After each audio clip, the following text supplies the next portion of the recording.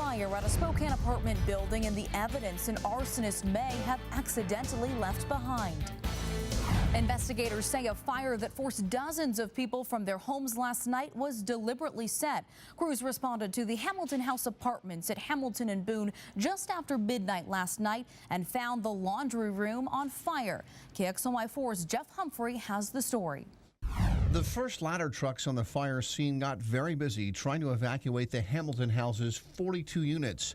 Fortunately, a lot of the tenants already knew they had to get up and go thanks to Janet Springer, who discovered the fire.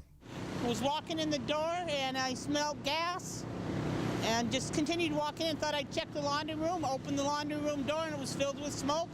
Pulled the fire alarms, which incidentally weren't connected for some reason, and then started banging on doors, getting people out. The Hamilton provides low-income housing to its residents, many of them with disabilities. Given that most of them were sleeping, firefighters feel fortunate that none of them were hurt. In this case, firefighters had to carry multiple people down several flights of stairs to be able to get them to a safe area of refuge until the fire was extinguished. That included STA providing a bus to get tenants out of the cold. Gasoline, car gas. Investigators called for an accelerant-sniffing dog after hearing from multiple residents about the smell of gasoline at the fire's point of origin. Well, it was actually determined to be a purposefully set fire. Accelerants were used to start the fire. We're still in the process of investigating the forensics, the evidence that was left, and trying to determine who's responsible.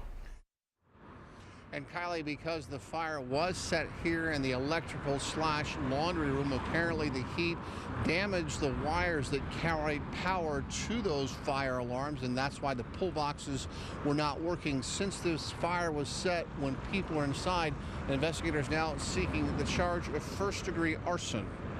So, Jeff, how do firefighters figure out who is responsible for this fire? Well, as you heard the chief mention, there is some forensic evidence that they're looking at, and a lot of times people who start fires mistakenly assume that that evidence, like a container of gasoline or a point of ignition, is going to be consumed by the flames. That may have not been the case in this case. Additionally, I'm sure the investigators are also going to be looking for anybody who's had some recent bad blood with the landlords here. Reporting live in North Spokane, Jeff Humphrey, KXLY4.